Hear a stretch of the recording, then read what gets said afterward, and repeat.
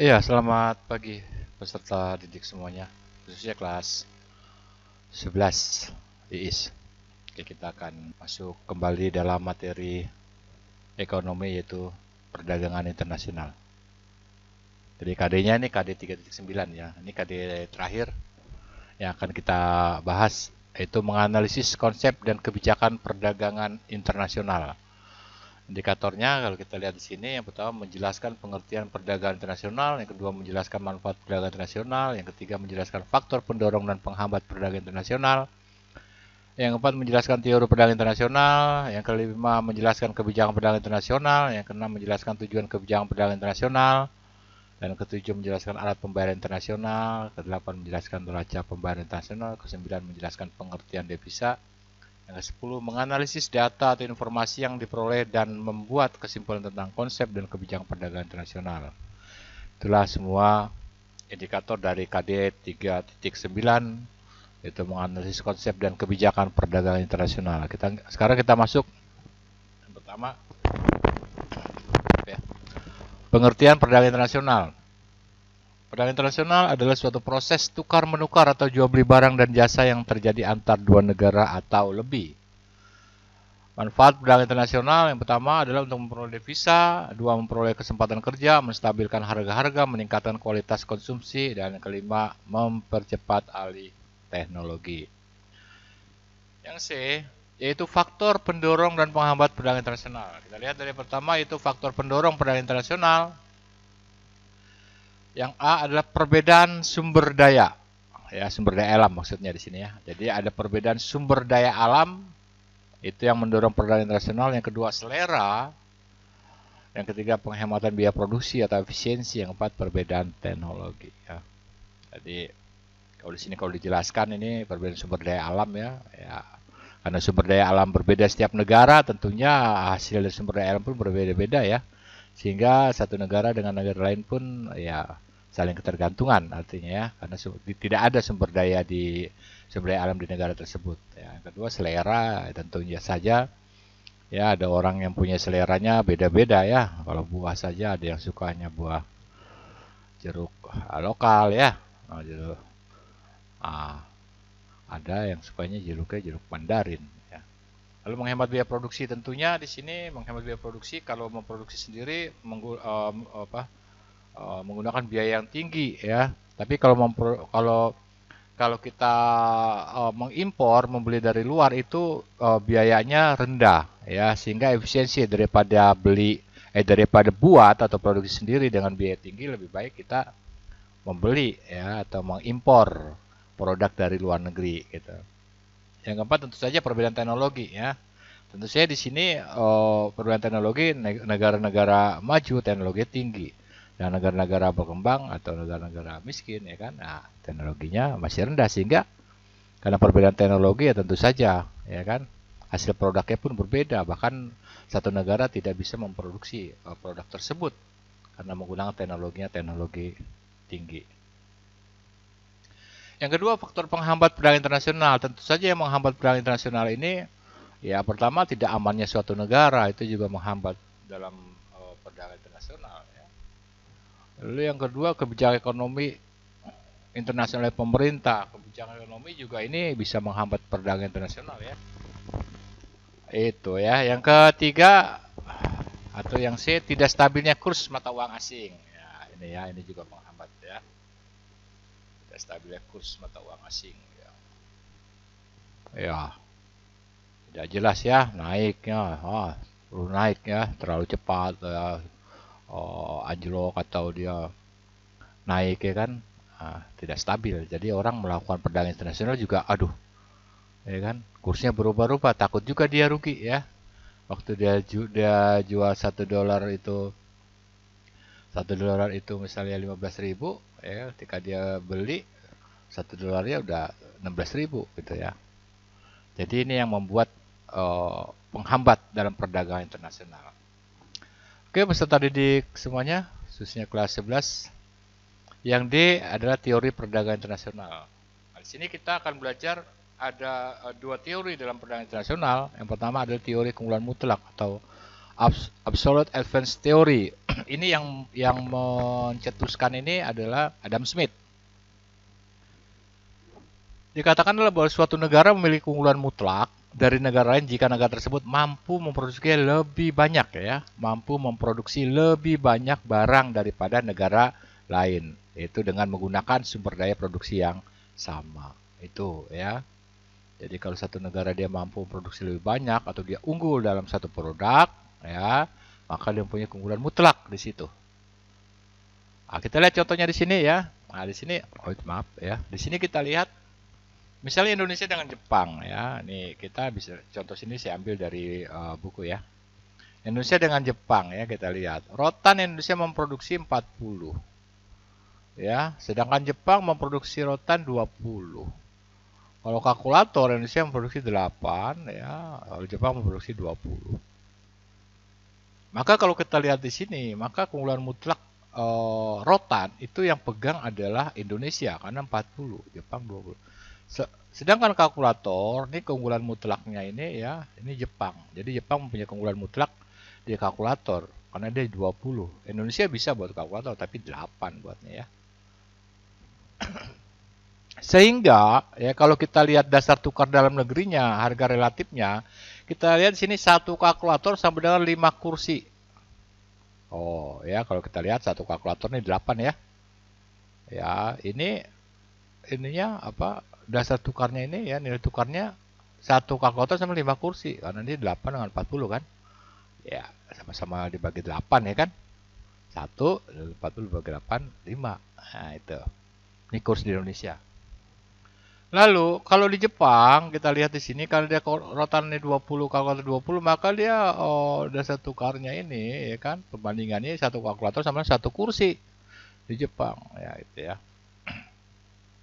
Jadi jelas di sini kalau kita lihat ya bahwa Indonesia unggul di kursi rotan, Jepang unggul di kalkulator ya. Kalau kita jumlahkan ini kursi rotan 60, kalkulator 28.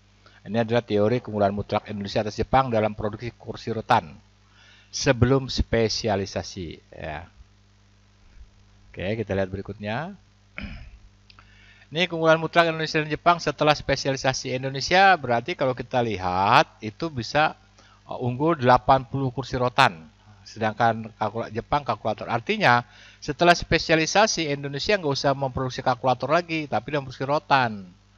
Maka kalau kalkulator dia tidak produksi, ya kan, maka dia akan 80 rotan. Kenapa 80 rotan? Karena kalau kita lihat di sini, ya kan, satu kalkulator kan ini kan 5 kursi. Kalau ini 5 berarti, ya kan, ini dapat 40 kan, ya kan, 5 kali 8 40 dapat 40 dengan 40 berarti dia 80 begitu ya. Kalkulatornya 0 lah kita buat. Kenapa 0 ya? Karena memang kita nggak usah produksi kalkulator ya. Lalu Jepang, dia spesialisasinya memproduksi yaitu, dia unggul di, kita lihat Jepang unggulnya di, nih ya, kalkulator ya. Dengan, kalau dia memproduksi kursi rotan 20, kalkulator 20. Jadi satu kalkulator satu kursi rotan ya. Maka kalau dia memproduksi kalkulator dia dapat 40 ya. Oke, kita lihat di situ ya. 20, kalkulator 20 kan. Ini kan 1:1 ya. Ini nggak usah produksi rotan, kalkulatornya 20 kan, sama kalkulatornya berbanding 1:1 ya udah 20 ya kan. Kita rotan nggak usah jadikan kalkulator jadi 20 kan, karena perbandingan 1:1. Tambah ya ini kalkulator udah bisa 20 kan, berarti 40. Ya. Ya itu keunggulan mutlak antara Indonesia dengan Jepang. Sehingga di dalam keunggulan mutlak tersebut, dalam teorinya Adam Smith mengatakan jika ya ini kebalikannya ya, jika satu negara tidak mempunyai keunggulan satupun dengan negara lain, maka negara tersebut tidak bisa melakukan ya perdagangan internasional dengan negara lain kalau dia tidak mempunyai keunggulan mutlak maksudnya ya. Itu menurut teori Adam Smith ya. Setelah didik sekalian, kita lihat berikutnya. Yang kedua ada teori keunggulan komparatif. Comparative Advanced Theory. Ini yang mencetuskannya nih David Ricardo ya. David Ricardo ini sebenarnya dia ini adalah apa namanya, muridnya ya, istilahnya lah ya, muridnya dari Adam Smith. Nah, jadi bila teori keunggulan mutlak menekankan bahwa perdagangan internasional jika ada perdagangan internasional itu terjadi jika ada keunggulan mutlak. Ya, artinya seperti saya katakan tadi bahwa kalau dia nggak punya keunggulan mutlak dia nggak bisa melakukan perdagangan internasional. Tetapi ya, David Ricardo ini melengkapi teori daripada Adam Smith tersebut atau gurunya tersebut dengan mengatakan bahwa perbedaan keunggulan komparatif juga dapat memberikan keuntungan. Artinya walaupun satu negara tersebut tidak mempunyai keunggulan sama sekali dengan negara lain, artinya dia kalah ya, keunggulan mutlaknya nggak ada lah, dia kalah semua. Ya, misalnya kalau gini kita lihat, misalnya rotan pun kalah, ya kan, kalkulator pun kalah, ya kan, dia masih tetap bisa melakukan perdagangan internasional dengan negara tersebut, yaitu dengan mencari keunggulan komparatifnya. Jadi David Ricardo melengkapi teori ini yang mengatakan bahwa perbedaan keunggulan komparatif juga dapat memberi keuntungan. Jadi dua negara akan tetap melakukan pertukaran atau perdagangan melalui perdagangan internasional walaupun salah satu negara ya mempunyai semua keunggulan, atau dengan kata lain negara yang satunya tidak mempunyai keunggulan sama sekali. Nah, kita lihat di sini ada ilustrasinya teori keunggulan komparatif. Kalau kita perhatikan di sini Indonesia dengan Australia misalnya ya. Oke, kita perhatikan wall ya. Wall ini ya Indonesia 5, Australia 15. Artinya wall ini yang unggul Australia. Oke, ya. Kain katun kita lihat. Kain katun ini Indonesia bisa produksi 10. Tapi Australia 12. Berarti unggul siapa? Ya unggul Australia. Berarti Australia unggul di 2 jenis barang tersebut, yaitu wool dan kain katun. Atau dengan kata lain Indonesia dua-duanya kalah atau tidak mempunyai keunggulan mutlak sama sekali. Wool pun kalah, ya, tidak mutlak. Yang kain katun pun tidak unggul mutlak di sini. Ya, dengan Australia ya kalahnya. Nah, menurut teori Adam Smith ini nggak bisa melakukan perdagangan internasional, tetapi menurut David Ricardo bisa, yaitu dengan menghitung ya keunggulan komparatif. Maka kalau kita lihat di sini dasar tukar dalam negerinya Indonesia 5 wool dan kain katun 2, maka 1 meter wool ya. Kalau kita buat perbandingan 1:2 kan, 1 meter wool adalah 2 kain katun. Nah, nih 1:2. Maaf ya. Oh, di Australia kita lihat di sini wallnya ini 15 nih 12. Berarti 1 meter wall nih, 1 meter wall nih ya. Kalau ini dibuat 1, berarti 15/15 1. Sama dengan 0,8 kain katun, nanti 12/15 ya. Ini dibagi 15, ini dibagi 15. Berarti 0,8 gitu ya. Jadi 1 meter wall itu perbandingannya 0,5 meter kain katun di Australia. Ini kalau kita jumlahkan 20, dijumlahkan 22. Kita lanjut berikutnya. Sampai di sini sudah paham ya? Kita lanjut ya. Nah, pelan-pelan saja kalian baca ulang-ulang ya kalau belum mengerti. Kesimpulannya, Australia melakukan spesialisasi memproduksi wool dan Indonesia memproduksi kain katun. Setelah dilakukan perdagangan internasional, kedua negara mendapatkan keuntungan. Sebelum perdagangan internasional, Australia dapat menggunakan 1 meter kain wool dengan 0,8 meter katun. Setelah perdagangan internasional, 1 meter wool didapat tukar 2 meter katun. Yaitu menggunakan dasar tukar Indonesia. Keuntungan Australia menjual wool ke Indonesia akan dibelikan katun Indonesia adalah sebagai berikut. Ya. Kita lihat di sini ya. Keuntungan Australia menjual wool ke Indonesia, ya Australia menjual wool ke Indonesia lalu dibelikan katun di Indonesia gitu ya. 1/1 dikali 2 meter katun, berarti dia 2 meter katun ya, gitu ya. Kalau dia jual ke Indonesia dia akan mendapatkan 2 meter katun. Sedangkan di negaranya sendiri itu dia kalau mau produksi katun hanya 0,8, ya kan? Berarti keuntungan dia adalah 2 meter dikurang 0,8 yaitu 1,2 meter katun. Kita ulang, lihat sini.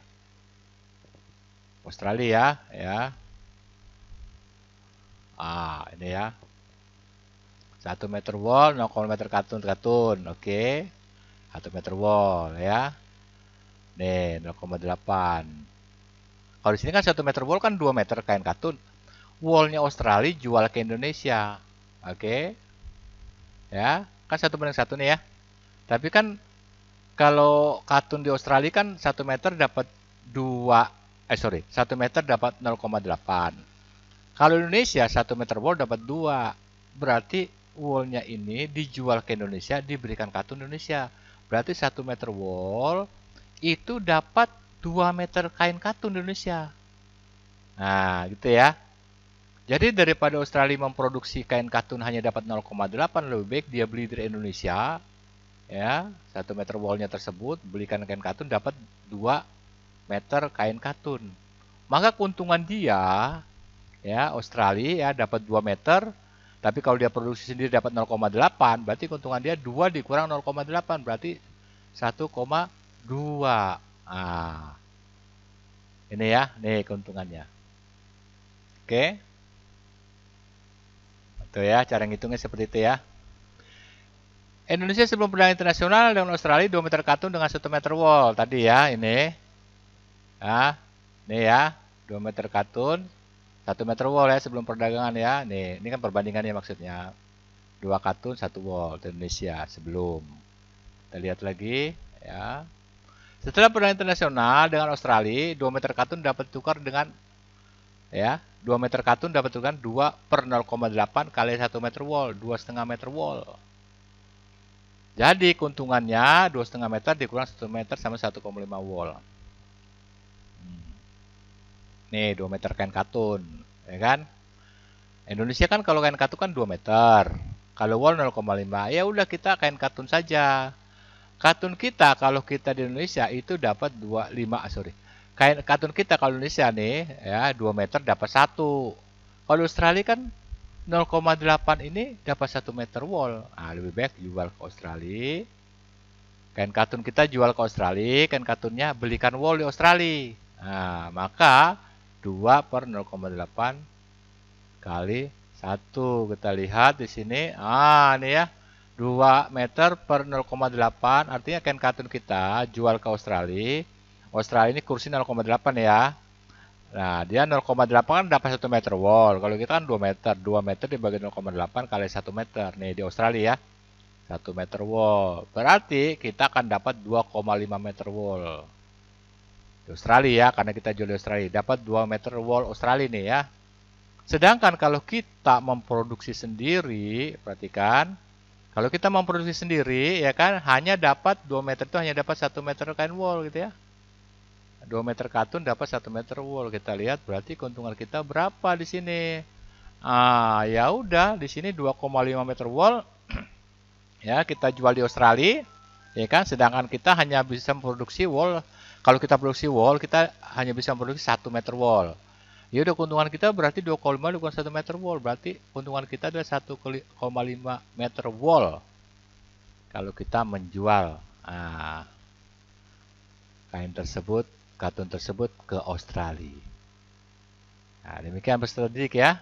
Jadi gitu cara menghitungnya. Memang agak rumit ya. Nggak susah, cuman ya agak ribet aja lah ya. Jadi kalian mesti ngerti, lihat dulu di sini kuncinya. Kuncinya kalian harus tahu. Ini ya dasar tukarnya dulu nih ya. Jangan sampai salah nih ya. Ya kan? Jadi Indonesia perdagangan internasional tersebut, Indonesia lebih baik, ya kan? Walaupun kita kalah dua-duanya ya, Indonesia lebih baik memproduksi kain katun saja. Jual ke Australia, belikan wol. Kita untung. Ya kan? Gitu ya. Kalau kita memproduksi wol, jual ke Australia, kita rugi nanti. Ya. Jadi katun saja kita produksi, jual ke Australia, belikan wol di Australia. Maka kita akan untung 1,5 meter wol. Oke, peserta didik semuanya, kita masuk lagi materi kita, masih agak panjang sedikit ya. Kebijakan perdagangan internasional. Jadi ini hanya teori saja, cuman yang tadi saja hitungannya ya.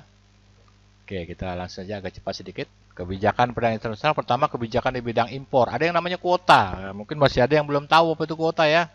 Nah, tapi kalau sekarang udah tahu lah ya karena kalian biasa beli kuota itu ya, kuota handphone ya. Ada kuota katanya kan. Kuota merupakan jumlah yang ditetapkan untuk suatu kegiatan dalam satu masa atau satu waktu tertentu. Jadi ini jumlah, besarnya jumlah ya itu kuota. Ya, yang kedua tarif. Duh, maaf ya. Kebijakan di bidang impor yang kedua adalah kebijakan tarif. Tarif ini pemerintah menetapkan tarif tinggi untuk suatu jenis barang ya. Jadi impor ada barang yang diberikan kebijakan tarif, tarifnya dinaikkan gitu ya. Supaya itu kebijakan pemerintah supaya apa ya, supaya nanti kalau dia masuk ke Indonesia dengan tarif yang tinggi kan harganya mahal nanti ya kan, harganya mahal lalu apa yang terjadi, nah kan kalau harga mahal nggak laku kan ya, pasti orang beli yang murah, artinya produk dalam negeri jadi laku ya kan, karena dia menang bersaing dengan produk luar dalam arti harga gitu ya, harganya lebih murah. Yang ketiga subsidi, yaitu pemerintah memberikan subsidi pada produsen dalam negeri agar barang dalam negeri menjadi murah dan dapat bersaing dengan barang impor. Jadi subsidi, diberikan subsidi nih, produsen dalam negeri oleh pemerintah. Supaya apa? Supaya harga jualnya menjadi murah gitu kan. Nah, kalau murah kan dapat bersaing dengan produk luar negeri gitu ya. Produk luar negeri kan mahal gitu kan. Sebenarnya harganya murah itu sebenarnya nggak murah ya kan, artinya ya beruntunglah konsumennya ya membeli dengan harga murah karena sudah disubsidi oleh pemerintah gitu. Jangan produk luar negeri, barang impor tidak ada subsidi dari ini pemerintah sehingga harga jualnya mahal gitu ya. Sehingga apa yang terjadi, maka produk dalam negeri dapat bersaing dengan barang-barang impor. Itu kebijakan impor dalam negeri. Yang keempat yaitu larangan impor. Nah ini ada juga ya, pemerintah membuat larangan, dilarang mengimpor produk tertentu ya dengan berbagai alasan tertentu tentunya ya, atau barang tertentu ya kan, yang dilarang diimpor ya kan, ya nggak boleh gitu ya, ya dengan berbagai macam alasan ya, kenapa nggak boleh, mungkin berbahaya ya kan. Atau mungkin ya di dalam negeri udah banyak produk tersebut nggak laku gitu kan.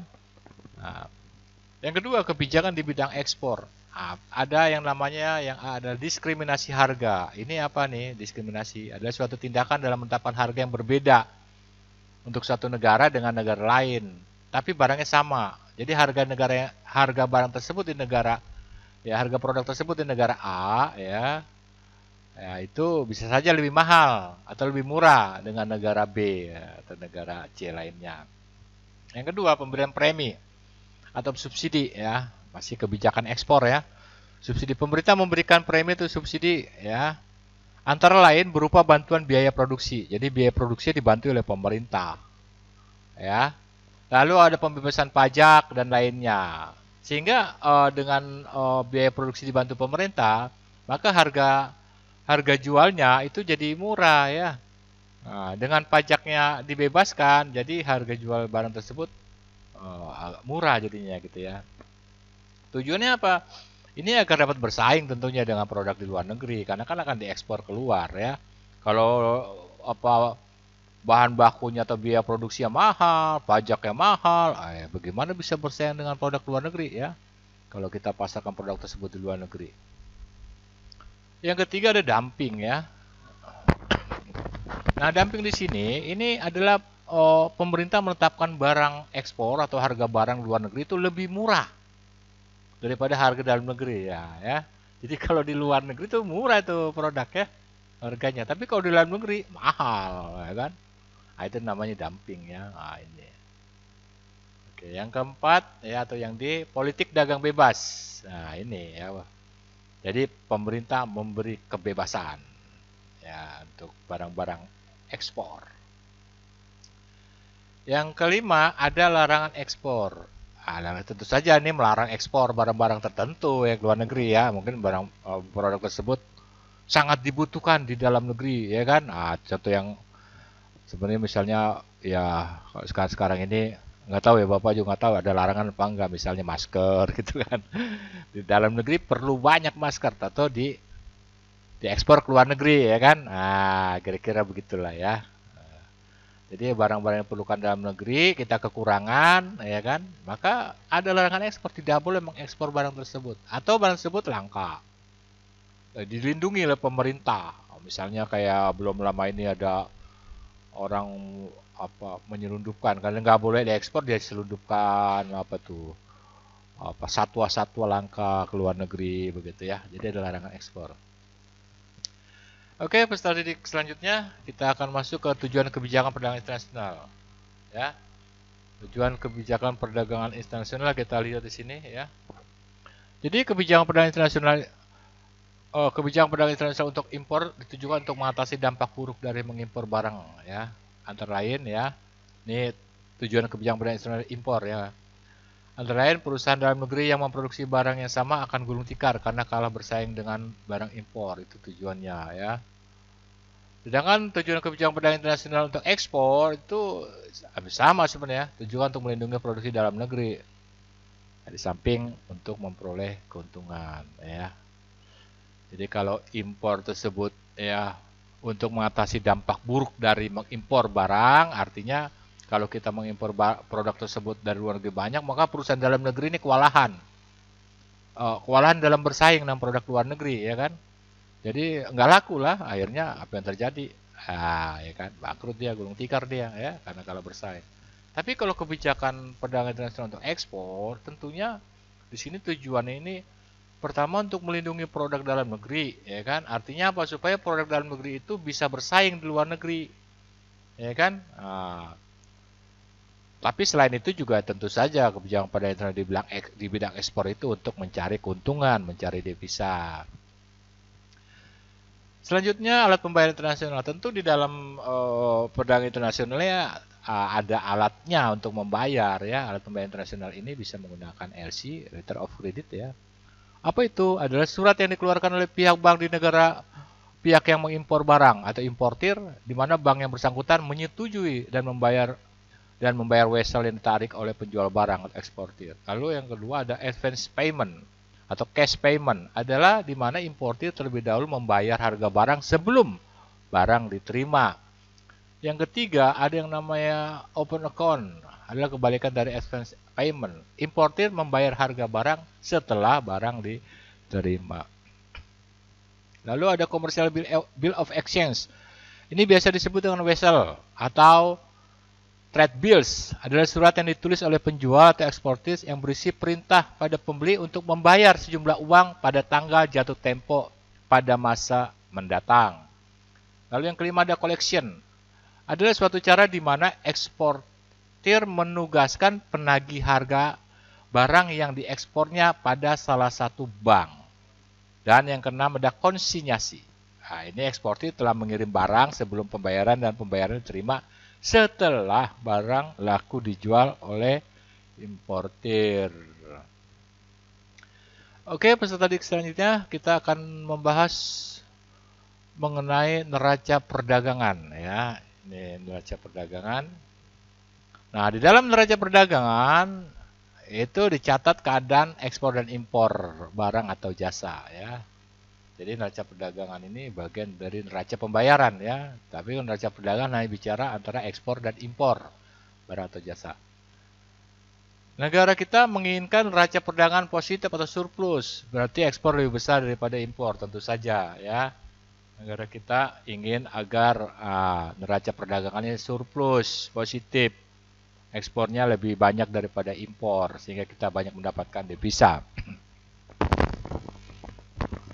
Ya, dengan kata lain negara kita berusaha menghindari neraca perdagangan yang negatif atau defisit, artinya impor lebih besar daripada ekspor. Maka kita Indonesia menggalakkan ekspor ya, supaya kita neraca perdagangannya surplus, mendapatkan devisa ya yang banyak.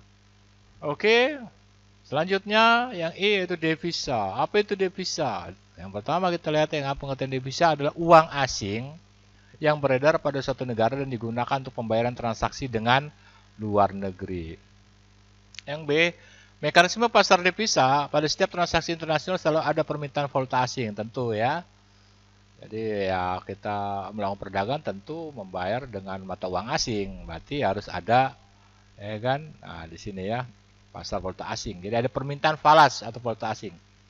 Nah, pasar dunia atau pasar devisa dunia menawarkan mekanisme yang dapat menyelesaikan transaksi yang rumit dan beragam secara efisien. Berbeda dengan bursa saham, ya. Kalau bursa saham memiliki lantai bursa atau trading floor. Ya, kalau ini nggak ada ya. Jadi di sini ya, pasar devisa ini valuta asing falas ya.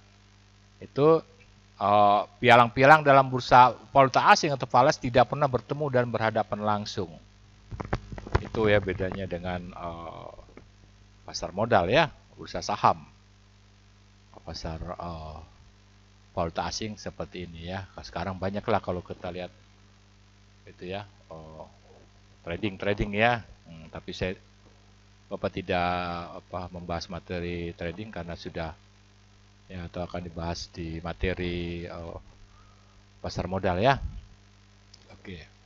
Itu pun kalau trading ya nggak terlalu, paling kalau saham pasar modal ya kita membahasnya lebih dalam di materi tersebut. Lalu hubungan kurs devisa atau valuta asing dengan neraca pembayaran. Dalam hal terjadi neraca pembayaran defisit, jadi kalau neraca pembayaran kita defisit, maka selisih tersebut umumnya dibayar dengan menggunakan devisa yang ada. Artinya kekurangan tersebut, defisit tersebut ya menggunakan devisa yang ada. Kita masih ada nggak cadangan devisa gitu ya, cadangan devisanya itu yang digunakan. Nah, pengurangan devisa akan berakibat mengurangi alat pembayaran dan dapat menaikkan kurs valuta asing. Nah, ini akibatnya ya. Jadi akibatnya kurs valuta asing, kurs dolar meningkat ya. Kalau permintaan dolar itu semakin bertambah, ya kan? Ya kan? Oh, ya kan defisit, ya kan? Kita defisit, ya kan? Artinya kita banyak mengimpor misalnya kan. Maka kurs falas valuta asing di sini sebagai alat pembayaran, misalnya US dollar itu naik, tentu saja, ya. Itu. Yang kedua adalah terjadi neraca pembayaran surplus. Nah, kalau terjadi surplus, ya neraca pembayaran kita surplus, nah, ya surplus atau neraca perdagangan kita surplus, maka negara akan memiliki banyak devisa. Nah, jadi kita akan kelebihan devisa ya, banyak devisa lah ya. Nah, ini membuat penawaran devisa menguat sehingga nilai mata uang dalam negeri menguat. Sehingga apa yang terjadi? Maka mata uang dalam negeri, kalau kita rupiah, mata uang rupiah akan menguat. Demikian ya. Oke, selesai ya. Ya, demikian ya peserta didik semuanya. Kelas 11 itu materinya. Ya, begitu singkat, diambil dari buku ekonomi SMA kelas 11 kurikulum 2013 edisi revisi oleh Alam S dan Rudianto. Penerbit Airlangga Jakarta 2016. Jadi buku yang kita gunakan seperti biasa yang di kelas ya. Itu yang kita gunakan. Jadi kalian bisa buka-buka materinya, baca-baca lagi yang kurang jelas ya. Dan juga di ini lagi apa? Dilihat lagi ya ininya pembelajaran yang Bapak berikan ini. Ya. Ya, di sini sebagai penutup seperti biasanya ada evaluasi ya. Evaluasi, jangan lupa ini dijawab ya evaluasinya ya. Pertama, ini evaluasi yang pertama adalah jelaskan tujuan undang perdagangan internasional. Apa tujuannya ya? Kau jelaskan. Lalu yang kedua, ini ada ini keunggulan mutlak nih ya. Teori keunggulan mutlak ya. Nah, kita perhatikan di situ ya. Kita lihat di sini keunggulan mutlak, kursi rotan, ya kan? Ini Indonesia 20, Jepang 10, komputer kita 5, Jepang 10. Tanya hitunglah keuntungan Jepang menjual 5 komputer Indonesia. Artinya, kalau Jepang menjual 5 komputer Indonesia, ya kan, dia dapat keuntungan berapa? Keuntungan kursi rotan ya. Nanti keuntungan kursi rotannya berapa kalau dia menjual 5, ini 5 ya, bukan 10. 5 unit komputer. Nah, dia dapat berapa nih? Maka nanti di sini nih kamu buat perbandingan lagi ya. Seperti yang teorinya sudah ada ya. 20 dengan 5 berarti berapa banding berapa. Jadi begini nanti nih, ini komputer nih jual nih ke Indonesia nih. Nah, belikan kursi rotan. Lalu oh ya, masih ya. Jadi keuntungannya berapa ya? Jadi setelah dikurangin kalau kursi rotan produksi di Jepang, nah keuntungannya berapa tuh ya? Jepang tersebut ya. Jadi bukan cuma hitungan doang, tapi harus dikurangi lagi. Itulah cari keuntungannya ya, seperti soal yang tadi. Contoh soal tadi ya. Lalu yang ketiga, ini penting ya. Ini jelaskan ekspor komoditas apa yang dapat mendatangkan devisa surplus ya, atau yang dapat mendatangkan banyak devisa bagi Indonesia di saat perekonomian dunia sedang mengalami penurunan karena pandemi virus COVID-19 ini. Nah, tuh ya, pertanyaannya 3 saja, nggak usah banyak-banyak ya. Tapi ingat, dijawab itu ya. Jawab dan kemana dikirim? Nah, ini ya. Kirim jawabannya melalui email paim73@gmail.com ya. Kapan paling lambat? Ini paling lambat ya. Saya beritahu lagi, ini paling lambat ya. Karena Bapak tuh meriksa bukan kelas kalian aja, banyak Bapak periksa ya. Dan bukan cuma kamu doang, banyak. Jadi kalau sampai lambat, ya bagaimana ya? Nilai sudah masuk ke wali kelas, ya kamu belum masuk ya. Itu ya. Jadi tanggal paling lambat Senin 11 Mei 2020. Tuh paling lambat ya. Ya, selamat belajar di rumah saja ya. Selamat belajar di rumah saja ya. Jangan keluar rumah ya, kalaupun mendesak ya kan, sangat penting ya, gunakan masker dan hindari keramaian. Jaga kesehatan selalu di rumah ya, jangan lupa ya kan, cuci tangan yang bersih, selalu makan bergizi ya.